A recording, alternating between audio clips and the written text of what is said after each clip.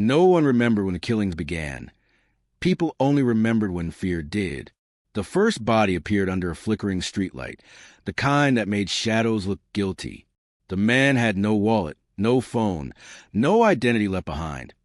Only a clean cut across his throat. No fingerprints. No witnesses. No sound reported. The police called it an isolated incident, but by the fifth body, they stopped pretending. They named him the Phantom Killer because it was easier than admitting the truth. Someone was hunting them, and no one could see his face. Every survivor described the same thing. A tall figure dressed in black, wearing a smooth white mask with no features. No eyes, no mouth, no emotion, just blank. Cameras failed when he appeared. Witnesses forgot details. Evidence dissolved like smoke. He killed and vanished, leaving behind silence so loud it echoed in every home. People stopped going out at night. Parents locked doors earlier. Prayers became longer and sleep became shorter, and still the killings continued. Detective Aaron Cole hated masks because they reminded him of lies. Every criminal he'd chased wore something. Fake smiles, fake alibis, fake regret. But this killer didn't hide behind excuses. He hid behind anonymity, and the mask made him unstoppable. Aaron stood in the morgue staring at the seventh body.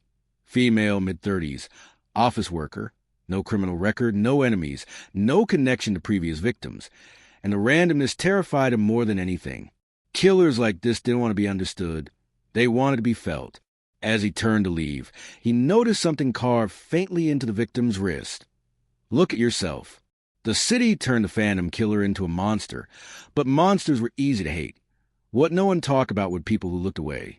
The shopkeeper who sold expired medicine, the landlord who raised rent knowing families would starve, the man who hid his wife behind closed doors, the boss who fired workers just before bonuses. None of them wore masks, yet none of them were innocent either. When the eighth victim turned out to be a politician, the ninth a judge, and the 10th a businessman famous for charity, public opinion shifted. Some people whispered that maybe they deserved it, and that frightened Aaron more than the murders, because when people justify death, they start wearing masks too. Sleep abandoned him. Every night, he dreamed of the mask floating above the city, while people below tore each other apart. Then his phone buzzed. An unknown number, a single message. "Do you know why I hide my face?" Aaron didn't respond. Another message followed seconds later. "Because if you saw me, you'd see yourself." The sender vanished before the signal could be traced, and for the first time Aaron felt something worse than fear, recognition. He went back to the victims' lives, not their deaths but their secrets, and found that every one of them had quietly ruined someone else.